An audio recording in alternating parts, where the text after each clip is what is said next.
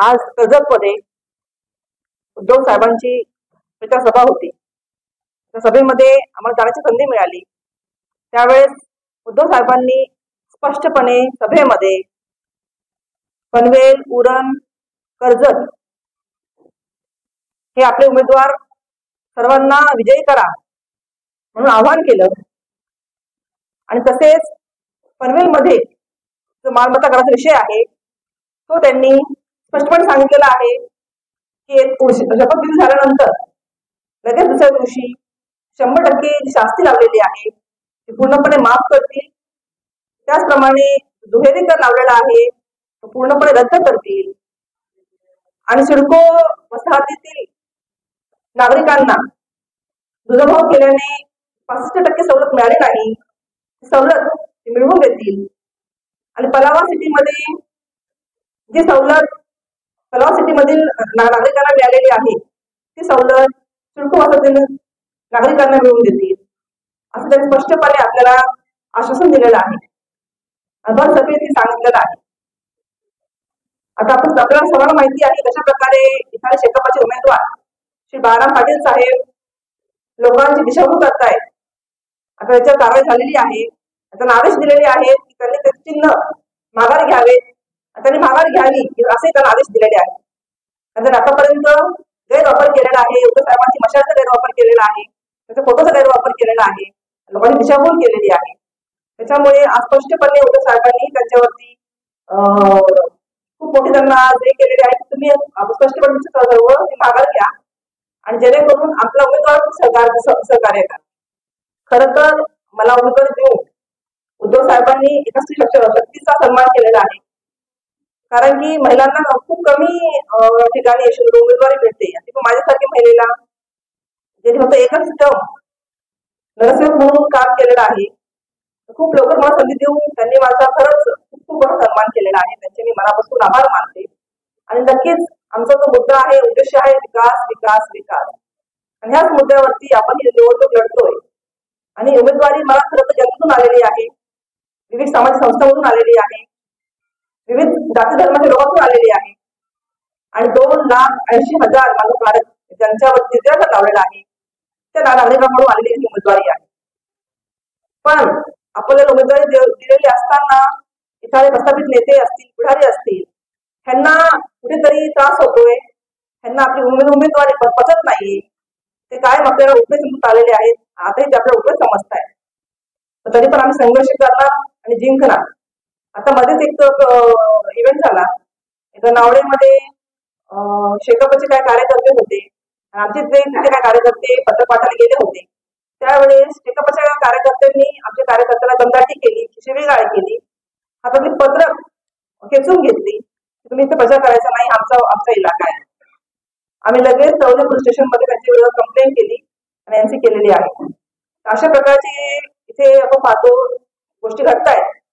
म्हणजे त्यांना पचत नाही की बाहेर आलेली महिला उमेदवार इथे लढते। ग्रामीण भागामध्ये 2 प्रकार आहेत, एक आपल्याला ग्रामपंचायत आहेत, जुन्या ग्रामपंचायती, आणि काही भाग महानगरपालिकेमध्ये आलेला आहे।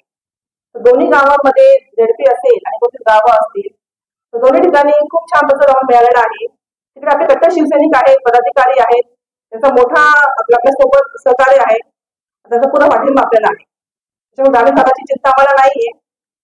भले थोडंफार ग्रामीण भागामध्ये बाळाराम पाटील यांना मतदान जाण्याची शक्यता आहे, पण आपण संपूर्ण 0 आहोत असं नक्कीच नाही। एक त्यांचा प्रश्न जो होता त्याचं उत्तर बाकी आहे। त्यांनी जे म्हटलं की शिवसेनेचे पदाधिकारी आज व्यासपीठावर दिसत नाही, सन्मान्य जिल्हा प्रमुख स्वतः प्रत्येक रोड वाईज आज बैठका घेत आहेत आणि बूथची जी तयारी चालली आहे त्याचा आढावा त्यांच्या शहरप्रमुखांसोबत घेत आहेत। सन्मान्य आमदार पाटील असतील, भरत पाटील असतील, ही सर्व टीम आणि शिवसेना पक्षाचे जे वरिष्ठ निरीक्षक आहेत आणि फोरमचे सुद्धा कॉर्डिनेटर असं संयुक्तपणे हा आढावा संपूर्ण शहराचा चालू आहे। आणि आम्ही जबाबदारी वाटून घेतल्यामुळे काही जण ते काम करतात आणि आम्ही तुम्हाला संबोधित करतो। जेव्हा मी बीजेपी मध्ये होते, भाजपमध्ये असताना, महिला अध्यक्ष असताना सुद्धा महानगरपालिका व्हावी किंवा नाही व्हावी असा प्रश्न आला होता। तेव्हा आम्ही स्वतः विरोध केला होता।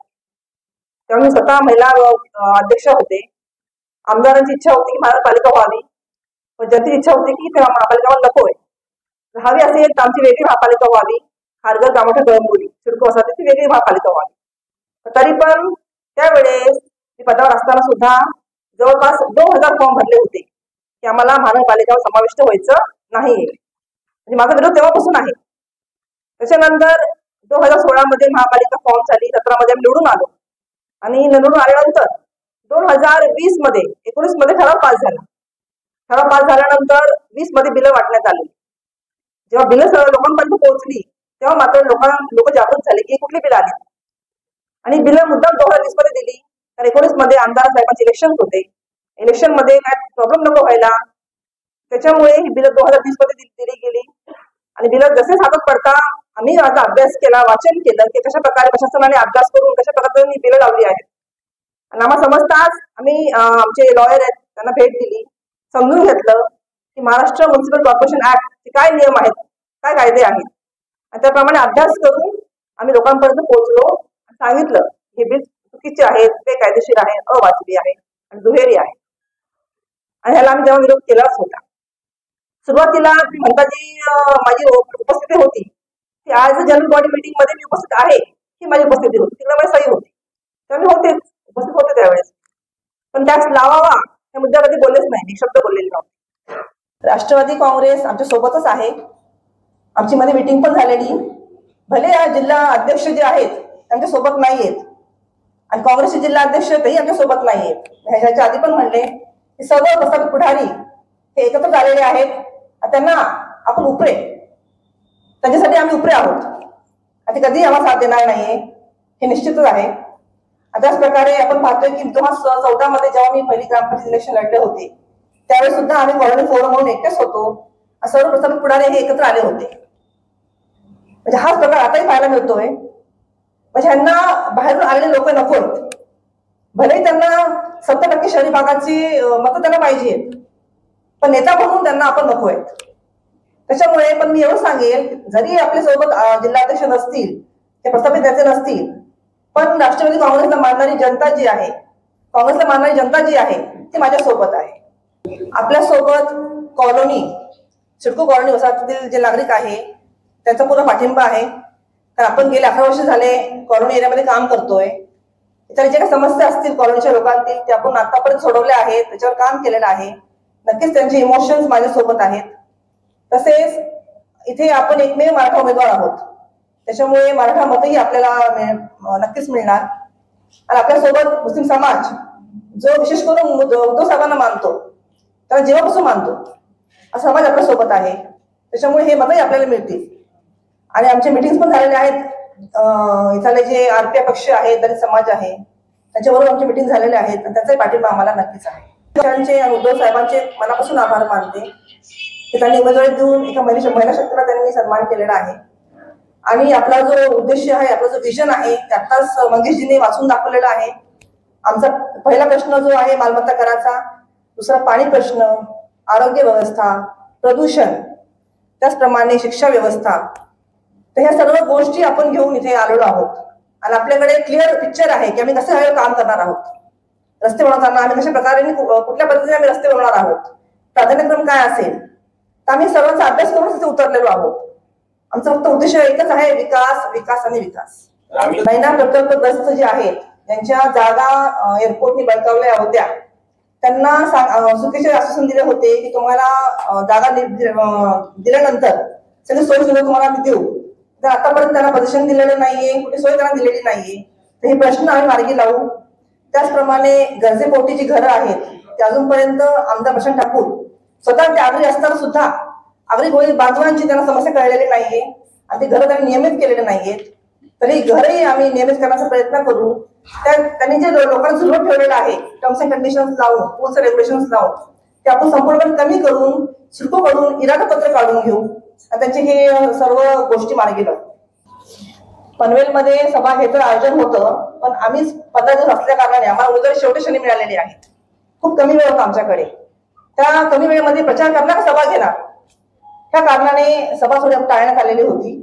तरी पण नितीन मानपुडे साहेब इथे येऊन गेले, त्यांनी सभाही घेतली आहे आणि राहिला प्रश्न बारामती, जो तुम्हाला सर्वांनाच माहिती आहे कशा प्रकारे महाविकास आघाडी मध्ये असतानाच उरण, अलिबाग, सांगोला या 2-3 ठिकाणी शेकापाने बंडखोरी केलेली आहे आणि त्याच्यामुळे हा स्टँड उद्धव साहेबांना घ्यावा लागला आणि मला उमेदवारी मिळाली.